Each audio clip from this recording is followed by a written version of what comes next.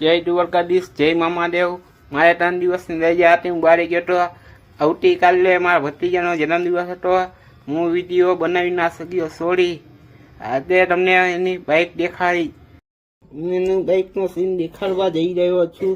જોઈ શકો છો તમે મિત્રો। ભત્રીજાને ચાવી દેખાડો આપની ગાડીની। જોઈ શકો છો ભત્રીજા કે ચાવી છે। ક્યાં ચલાવો? ચાલુ વાળો ચાલુ કરો।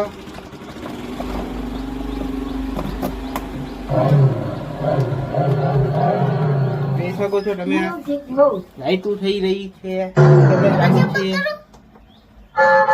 ઓર વાગી રહ્યું છે।